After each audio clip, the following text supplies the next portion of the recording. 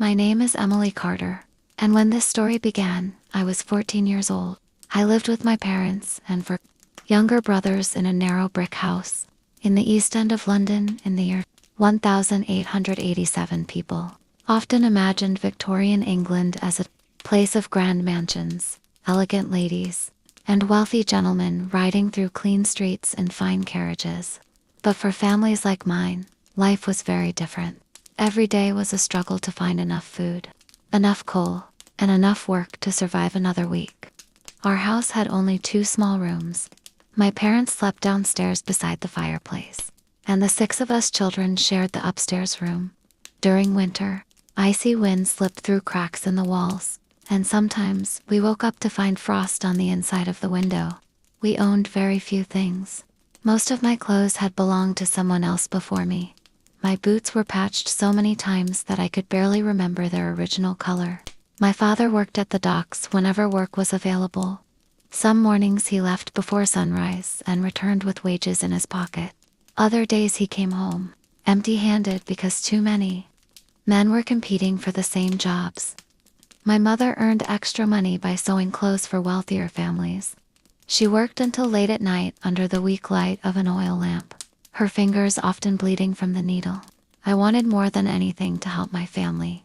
School was important, but many poor children left school early to earn money. I attended classes when I could, yet I knew that one day I would probably have to work full-time. The law said children should receive an education, but poverty often made different decisions. Every morning I fetched water from a public pump several streets away. There was no running water inside our home. I carried heavy buckets through crowded streets filled with horses, carts, smoke, and mud. The smell was everywhere. Factories released thick clouds into the air, and open drains carried waste through parts of the neighborhood. Disease spread easily. Everyone knew families who had lost children to illnesses that today might seem small. One cold October morning, I was returning from the pump when I noticed a crowd gathering near the factory at the end of our street. Men and women stood silently, their faces full of worry. I recognized several neighbors among them. As I moved closer, I overheard the terrible news. The factory owner had announced layoffs. Dozens of workers would lose their jobs before winter arrived. My heart sank. My father sometimes worked there when the docks were quiet. If he lost that opportunity I did not know how we would survive the coming months. As I hurried home with the buckets shaking in my hands, I could not imagine that this was only the beginning of the hardest year of my life. The moment I entered our house, I knew something was wrong. My father was sitting beside the cold fireplace, even though it was still early in the morning. He usually spent every possible hour looking for work. His shoulders were slumped, and he stared at the floor without speaking. My mother continued sewing, but I could see the worry in her eyes. I carefully placed the buckets of water near the wall and asked what had happened. My father finally looked up and told us the factory would no longer hire temporary workers. Hundreds of men were already searching for jobs, and there was little chance he would find steady work before winter. Silence filled the room. My youngest brother did not understand the news, but the rest of us did. Less work meant less food. Less food meant harder choices. That evening, our supper was thinner than usual. My mother stretched a small pot of vegetable soup so that 6 people could eat from it. Each of us received a piece of stale bread. Meat had become a rare luxury in our home. As I watched my younger brothers eat, I secretly pushed part of my portion toward them. They were still growing, and I could tolerate hunger better than they could. The next morning, my father left before dawn to search for work at the docks. I accompanied my mother to the market district. We hoped to buy vegetables that merchants could no longer sell. Near closing time, prices often dropped because traders preferred earning a few pennies rather than throwing food away. We spent nearly an hour searching through bruised potatoes, wilted cabbage, and damaged carrots. It was not pleasant food, but it was affordable. As we walked home, we passed several children my age entering factories and workshops. Some worked 12 hours a day. Others carried heavy loads through crowded streets. A few girls worked as servants in wealthy homes, cleaning floors, washing clothes, and caring for children. Their lives were difficult, yet many families depended on the wages they earned. I wondered how long it would be before I joined them. Several days later, a letter arrived for my mother from a wealthy client. She had more sewing work available than usual and needed help finishing it before Christmas. My mother's face brightened for the first time in weeks. Then she looked at me. The work required long hours, careful hands, and good eyesight. She quietly asked if I would help her in the evenings. I immediately agreed. At that moment, I believed sewing dresses would be easy compared to carrying water buckets across London. I had no idea how much that decision would change the course of my life. For the next several weeks, my days became longer than ever before.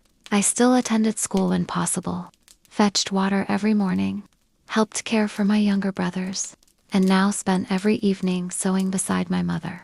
The wealthy families who ordered dresses expected perfection. Every stitch had to be straight, every button carefully attached, and every piece of fabric handled with care.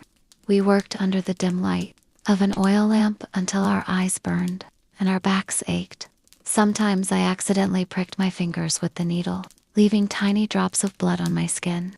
My mother always reminded me to be careful. A single stain on expensive fabric could cost us valuable money. Despite the hard work, I enjoyed earning a few pennies. For the first time, I felt that I was helping keep food on our table. One rainy afternoon, my school teacher asked why I seemed so tired. I wanted to tell her everything, but I simply smiled and said I had been busy at home. Many children in my class faced similar struggles. Some arrived hungry, others missed lessons because they worked in factories or sold newspapers in the streets. Victorian England offered opportunities for some people. But for the poor, every day was a battle against exhaustion. As winter approached, the weather grew colder. Coal became more expensive, and we could rarely afford enough to keep the fire burning all day. At night, we gathered close together, under warm blankets to stay warm. Sometimes I could hear rats moving inside the walls. They were common in our neighborhood, along with fleas and other pests. Nobody liked them, but few families had the means to get rid of them. One evening my father returned home later than usual. His clothes were soaked from the rain, but there was a smile on his face. He had found temporary work unloading cargo ships at the docks. The job would only last a few weeks, but it was enough to bring hope back into our home. That night, my mother used a few extra pennies to buy a small piece of meat for supper. It was the best meal we had eaten in months. For a brief moment, it felt as though our troubles might finally be easing. But the very next morning, as I walked through the crowded market on an errand for my mother, I witnessed something that would stay with me forever. A young boy, no older than 10, collapsed in the street from hunger and exhaustion. The crowd gathered around him, but nobody seemed surprised. In our part of London, such tragedies were becoming far too common. Looking at the pale face of that boy, I realized how close my own family stood to the edge of the same fate. The image of the boy lying motionless on the cold street stayed in my mind for days. Whenever I closed my eyes, I saw his pale face and the frightened expressions of the people standing around him.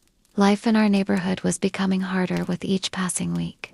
More men searched for work, more families struggled to buy food, and more children disappeared from school because they had to earn money. I knew that my family was surviving, only because every one of us worked as hard as possible. A few days later, my mother received another large sewing order from a wealthy family. Preparing for a Christmas celebration, the amount of fabric that arrived amazed me. Rich people spent more on a single dress than my family could earn in several months. As I carefully stitched lace onto a sleeve, I wondered what it would feel like to live in a house with warm rooms, enough food, and clean water flowing from a tap. Such things seemed impossible to imagine. One evening, while my mother and I worked, my father returned home looking worried. The temporary work at the docks was ending sooner than expected. A shipment had been delayed, and many workers were no longer needed. The little hope we had gained quickly faded. That night, after my brothers had fallen asleep, I overheard my parents speaking quietly. They thought I was asleep as well. My father suggested that I might soon need to leave school and find regular work. My mother's voice trembled as she argued against it. She wanted me to have an education and a better future than she had. But both of them knew the truth. Dreams did not fill empty stomachs. The next morning, I walked to school feeling heavier than usual. During the lesson, I could barely concentrate. Numbers and words blurred together in front of me. When the final bell rang, my teacher asked me to stay behind. She had noticed my struggles and kindly asked if something was wrong at home. For a moment, I considered telling her everything. Instead, I simply admitted that my family was facing difficult times. She nodded with understanding. Before I left, she handed me an old book. It was a collection of stories about young people who overcame hardship. She told me never to stop believing that life could improve. I thanked her and carried the book home under my arm. That evening, after finishing my chores and sewing, I opened the book beside the fading fire. As I read the first pages, I felt something I had not felt in months. Hope. I did not know what the future would bring. But for the first time, I began to believe that my story might someday become different from the lives of so many people around me. The old book from my teacher quickly became my most treasured possession.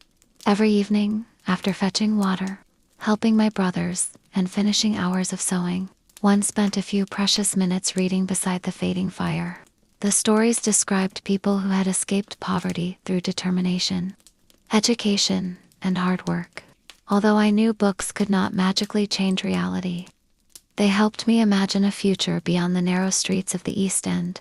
As December approached, London became busier than ever.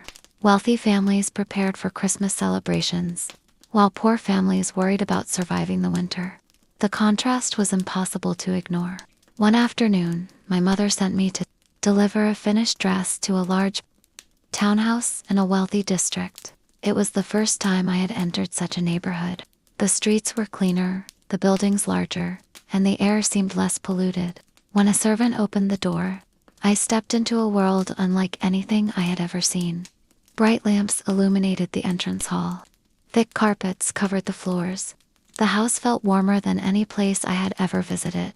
For a moment, I simply stood there staring. The servant eventually took the package and handed me payment for my mother.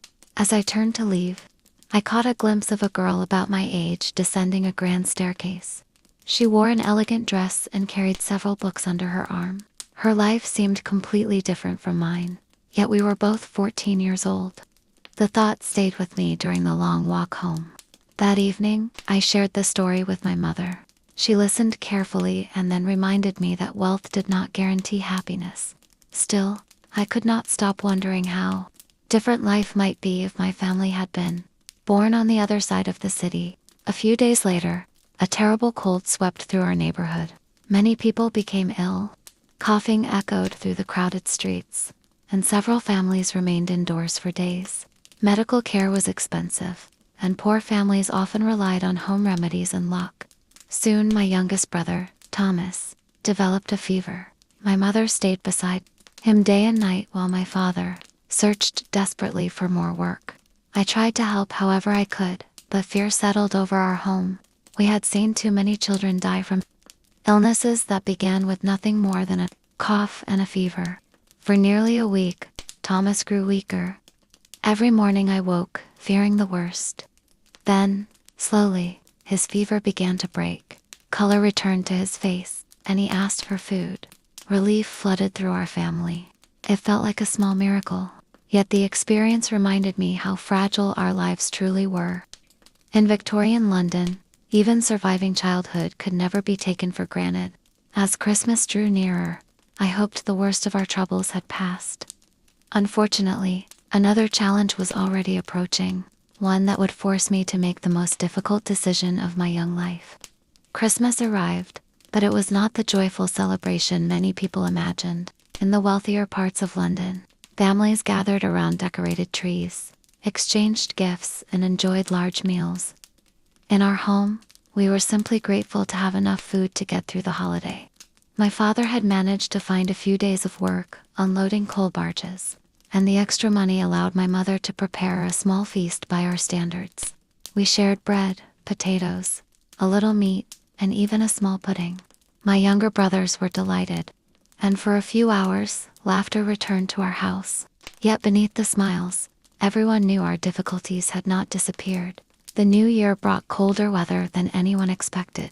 Snow covered the rooftops, and icy winds swept through the narrow streets. Every morning I woke before sunrise to fetch water from the public pump. The handle was often frozen, and I had to wait with dozens of other people while someone chipped away the ice. The journey home felt longer each day as I carried heavy buckets through the snow. My hands became red and cracked from the cold. One evening, my father gathered the family around the table. His expression was serious. Work at the docks had almost completely vanished. Too many men were competing for too few jobs. He explained that our savings, small as they were, would not last much longer. Then he said the words I had been dreading for months. He believed I should find regular employment. My mother looked down at her hands. She did not argue this time. The silence in the room told me everything. We had reached the point where hope alone was no longer enough. That night, I barely slept. The next morning, instead of going directly to school, I accompanied my father through the city searching for work. We visited workshops, factories, warehouses, and shops. Everywhere we went, long lines of people waited outside the doors. Some employers refused to hire girls. Others already had more workers than they needed. By afternoon, my feet ached, and my optimism was fading. Then we arrived at a textile workshop near the river. The owner needed an assistant to help sort fabric, carry materials, and perform simple sewing tasks. The pay was low, and the hours were long, but it was work.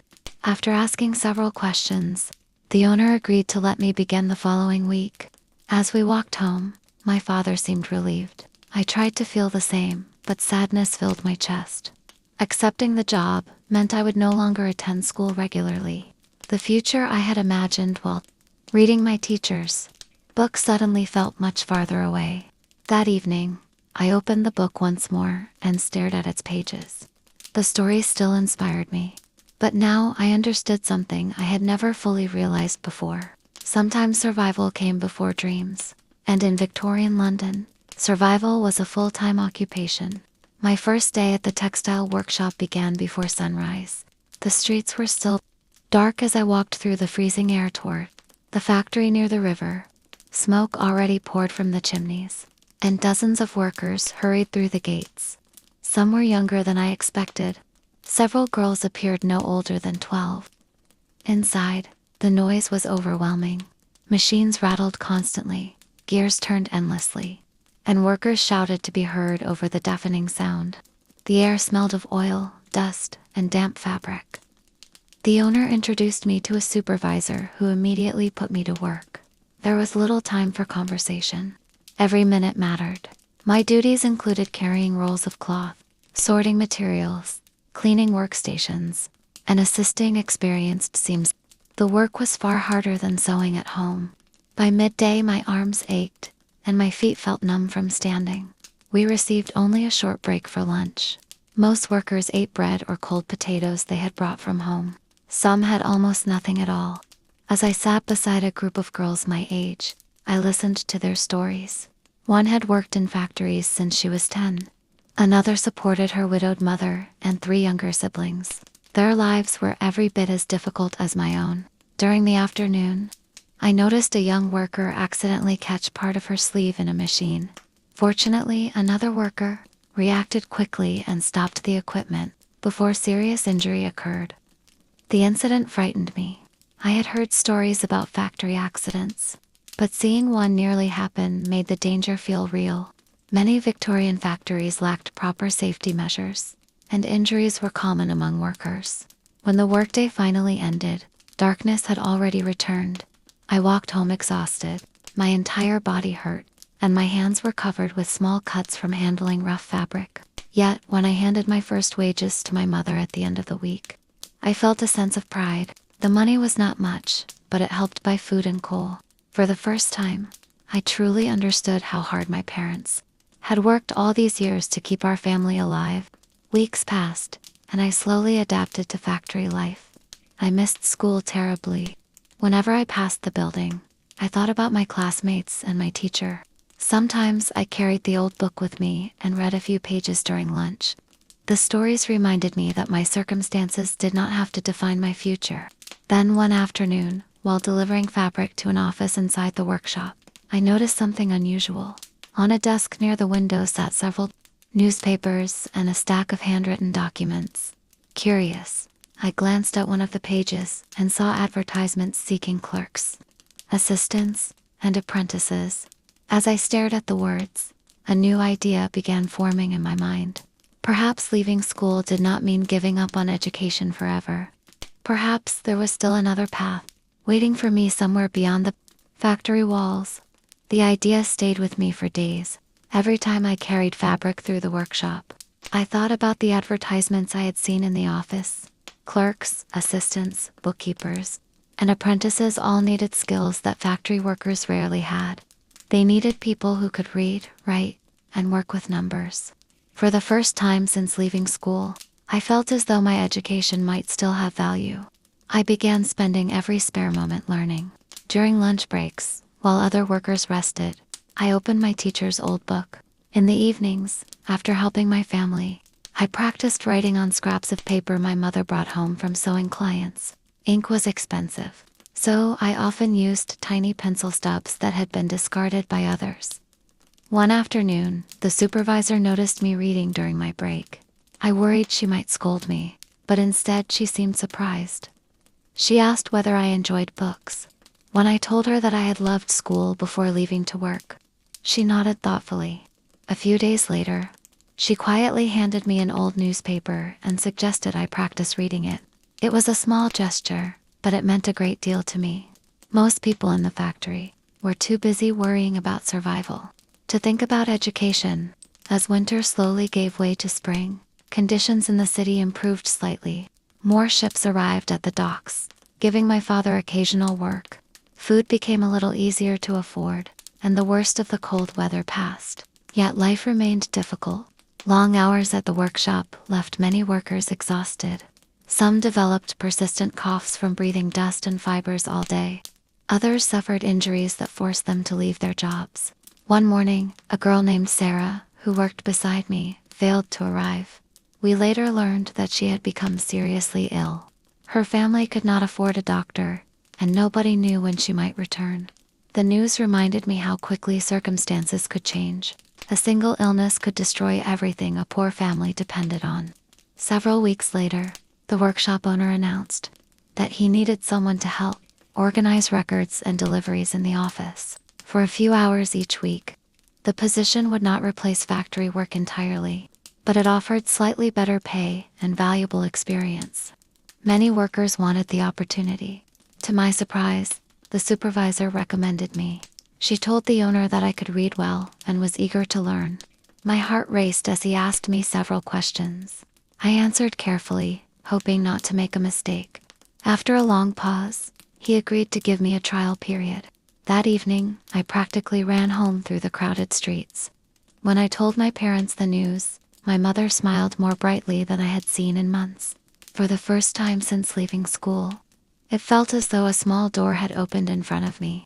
I did not know where it would lead, but I was determined to walk through it. My trial period in the office began the following Monday. At first, I believed the work would be much easier than the factory floor. The room was quieter, cleaner, and warmer. Instead of carrying heavy rolls of fabric, I sorted invoices, copied delivery records, and organized stacks of documents. Yet I quickly discovered that the office brought its own challenges. Every mistake mattered. If I copied a number incorrectly or misplaced an order, the consequences could affect dozens of workers. I worked carefully, checking everything twice, terrified of disappointing the supervisor who had recommended me. Some of the clerks were kind, but others looked down on me because of my background. They knew I had come from the factory floor. A few whispered that a poor dock worker's daughter did not belong in an office. Their comments stung, but I pretended not to hear them. I had learned long ago that arguing rarely changed people's opinions. The hardest part was balancing both jobs. I still spent part of each day helping in the workshop before completing office duties. By the time I returned home, I was exhausted. My eyes often hurt from reading small handwriting under poor lighting, and my fingers cramped from endless writing. Despite this, I continued studying whenever possible. I feared that if I stopped learning, I would lose the opportunity that had finally appeared before me. One rainy evening, as I walked home through crowded streets, a group of older boys began mocking my worn clothes and the books I carried. Education was not respected by everyone in poor neighborhoods. Many believed that people like us were destined to remain poor, no matter how hard we tried. Their laughter followed me down the street. For a moment, doubt filled my mind. Perhaps they were right. Perhaps I was chasing impossible dreams. When I arrived home, I found my mother mending clothes by the fire. Without saying a word, she noticed my expression and asked what had happened. After listening to my story, she placed a hand on my shoulder and reminded me of something I would never forget. She said that people often mocked what they could not understand. Then she told me that courage was not the absence of fear or doubt. Courage was continuing forward despite them. Her words stayed with me. A few days later, another difficulty emerged.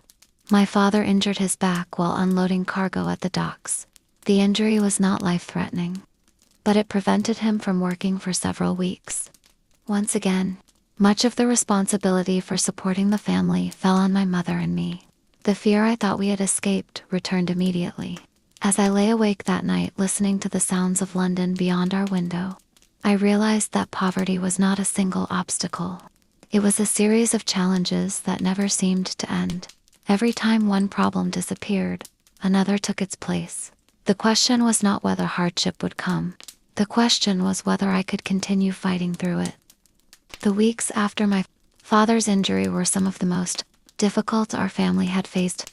Although he tried to remain cheerful, I could see the frustration in his eyes. He had always been the strongest person I knew. Yet now even simple movements caused him pain. Without his wages, every penny became important. My mother took on additional sewing work, and I accepted every extra task offered at the workshop and office. Many nights I returned home so exhausted that I fell asleep before finishing supper. Despite the hardship, I refused to give up my office position. The work was teaching me valuable skills. I learned how businesses kept records, organized deliveries, and managed accounts. For the first time, I could imagine a future beyond manual labor. Yet success brought new difficulties. Some workers in the factory began treating me differently. A few believed I thought myself better than them because I spent part of my day in the office. Others were jealous of the opportunity I had received. One woman openly accused me of gaining special treatment. Her words spread quickly through the workshop. Soon, I noticed conversations stopping when I entered a room. The situation hurt more than I expected. These were people I had worked beside for months. I knew their struggles because they were my struggles too. One afternoon, while carrying documents to the office, I overheard two clerks discussing an upcoming examination. A local charitable organization was offering free evening classes for working young people. Those who passed the final examination could qualify for apprenticeships and better positions. The opportunity sounded incredible, but there was a problem. The classes took place across the city after working hours. Attending would mean leaving home before sunrise and returning late at night. I already had little free time and almost no energy. For several days I wrestled with the decision. Part of me feared taking on even more responsibility. Another part knew opportunities like this were rare for someone from my background. Finally, I gathered enough courage to discuss it with my parents. To my surprise, my father immediately encouraged me. He said that while poverty had limited his choices, it did not have to limit mine. My mother worried about my health and safety, but eventually agreed. The following week, I attended my first evening class. The journey alone took nearly an hour. The classroom was small and crowded with young workers from across London. Some were factory employees, others worked in shops, warehouses, or offices. All of us shared the same goal. We wanted something better than the lives we had inherited. The lessons were challenging. After a full day of work, concentrating on mathematics, writing, and bookkeeping felt almost impossible. Many evenings I struggled to keep my eyes open. Yet, with every lesson, I felt my confidence growing. For the first time, I was not simply surviving. I was building towards something. Still, Deep down, I knew that success would require more than determination. Victorian society offered few opportunities for poor girls, and many doors remained firmly closed. The question was whether I could find a way through one of them before life forced me back onto the path I had always known. Spring slowly transformed London. The bitter cold disappeared. Flowers appeared in small gardens, and the streets became busier than ever. For many people, warmer weather meant new opportunities. But it also brought new problems. The city's overcrowded neighborhoods became breeding grounds for disease. Open sewers produced terrible smells, and polluted water continued to threaten thousands of families. One morning, while walking to work, I noticed a crowd gathered around a public notice board. Curious, I stopped to read. The city authorities had issued warnings about a recent outbreak of cholera in several districts. Fear spread quickly through poor neighborhoods, because everyone knew how deadly such diseases could be. My mother immediately became more cautious about the water we collected from the pump. Every bucket had to be boiled before use, even though coal remained expensive. At the same time, my evening classes became increasingly demanding. The final examination was approaching, and many students were struggling. Some dropped out because they could not balance work and study. Others simply needed to earn more money for their families. I often felt close to giving up myself. There were nights when exhaustion made it difficult to focus on even the simplest lessons. One evening, after class, I met a girl named Eleanor. Unlike most students, she came from a middle-class family. Her father owned a small business, and she hoped to become one of the few women working as a professional secretary. At first, I felt uncomfortable speaking with her because our lives seemed so different. Yet we quickly became friends. She shared books with me and helped me improve my handwriting and bookkeeping skills. In return, I told her stories about life in the East End. Was the first time I had formed a friendship with someone from a completely different social class. A few weeks later, an unexpected opportunity arrived. The workshop owner asked me to accompany a delivery clerk to a large textile warehouse on the other side of the city. I had never traveled so far from my neighborhood before. The journey exposed me to parts of London I had only heard about. Grand buildings stood beside elegant parks. Well-dressed families strolled through clean streets. It felt like a different world entirely. Yet even there, signs of inequality remained visible. Servants hurried through back entrances, while laborers unloaded heavy cargo nearby. Wealth and poverty existed side by side throughout the city.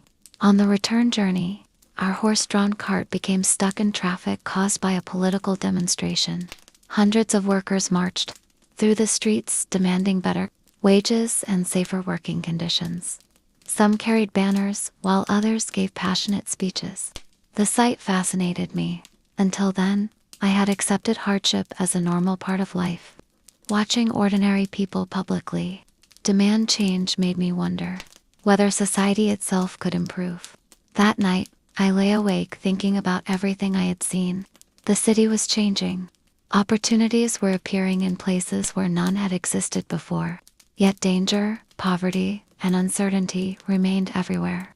More than ever, I realized that my future would depend not only on hard work, but also on recognizing opportunities when they appeared. And soon, one opportunity would arrive that could alter the course of my life forever.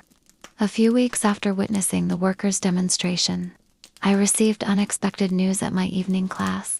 The charitable organization announced that the highest-scoring students on the final examination would be invited to compete for several apprenticeship positions in respected London businesses.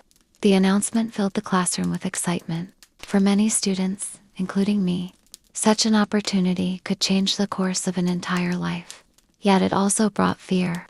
Hundreds of young people would compete, and only a handful would succeed.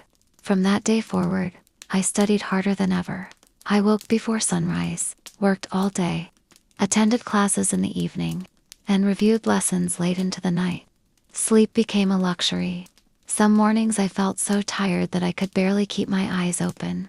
My mother worried constantly and urged me to rest more. But I knew opportunities like this rarely appeared for girls from poor families. One rainy evening, while returning home from class. I took a shortcut through a narrow alley to save time. Suddenly, I heard shouting. Ahead of me, two young boys were running as fast as they could, pursued by a police officer. Within seconds, they disappeared into the darkness. The officer stopped nearby, breathing heavily. He explained that the boys had stolen bread from a bakery. As he walked away, I remained frozen in place. I could not stop thinking about them. In wealthier neighborhoods, stealing was considered a crime. In poorer districts, hunger often drove desperate people to desperate actions. The incident reminded me how fragile the line was between survival and disaster. Several days later, another challenge arrived. The workshop owner announced that business had slowed, and some workers would lose hours. Fear spread quickly through the factory floor. Reduced hours meant reduced wages, and reduced wages meant empty cupboards. Fortunately, my office duties remained secure, but many of my friends were not so lucky. Sarah, who had finally returned after her illness, burst into tears when she learned her hours would be cut. Watching her struggle made me realize how fortunate I had been. Then, just as anxiety seemed to surround everyone, examination day finally arrived. The classroom felt unusually silent.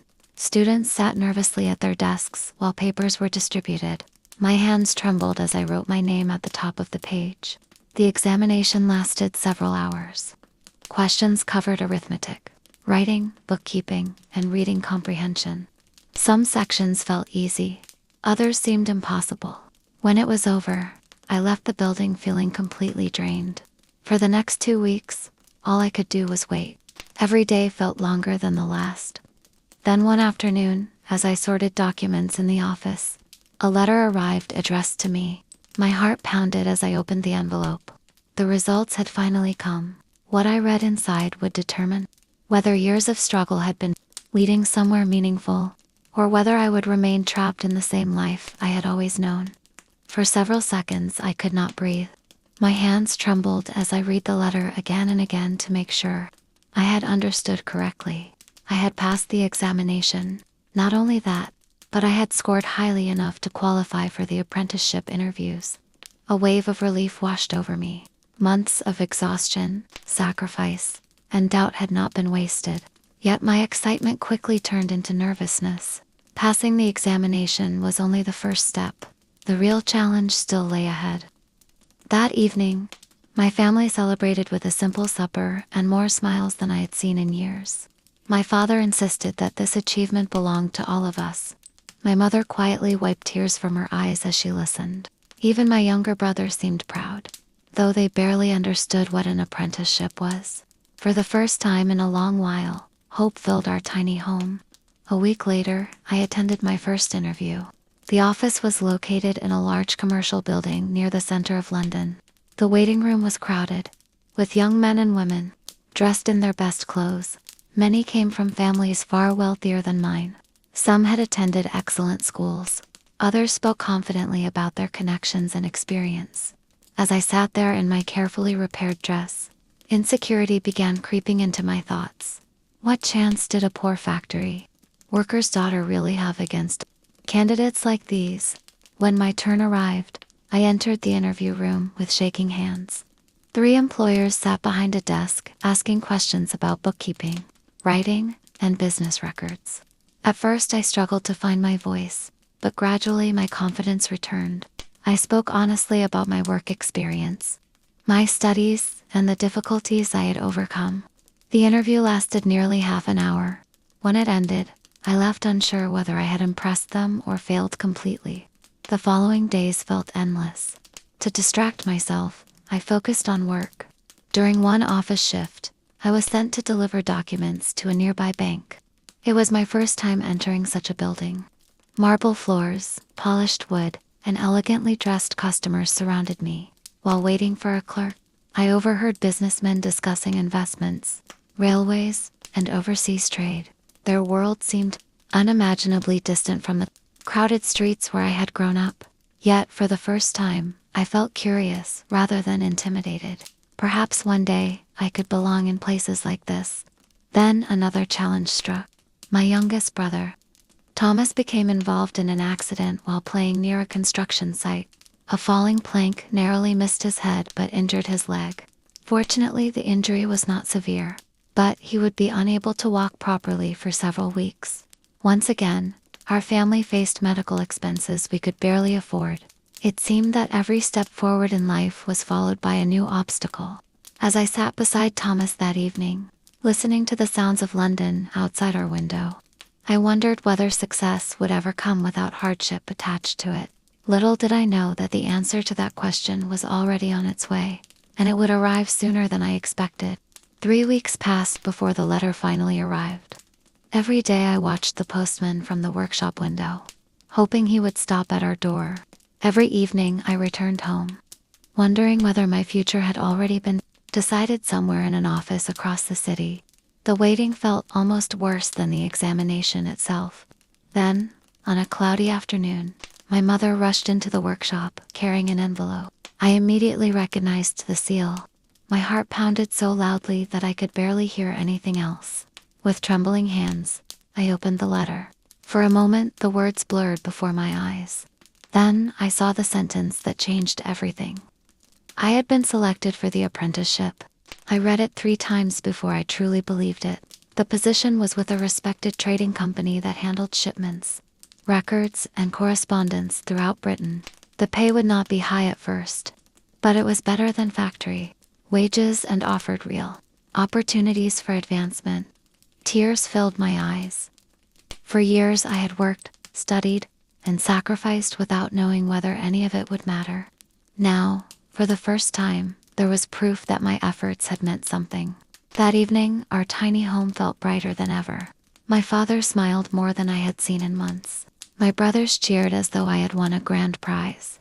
Even my mother, usually so practical, allowed herself to dream aloud about a better future. Yet beneath my excitement, I felt something. Elsewhere, the apprenticeship would begin in a different part of London. I would leave behind the workshop where I had spent so many difficult months. I would work alongside educated adults with far more experience than I possessed. What if I failed? What if everyone discovered I did not belong there? My first day arrived sooner than expected. The trading company occupied several floors of a large office building near the river. Clerks moved quickly between desks covered with ledgers, invoices, shipping schedules, and correspondence from around the world. Compared to the factory, everything seemed orderly and precise. Every document mattered. Every mistake could cost money. The pace was relentless.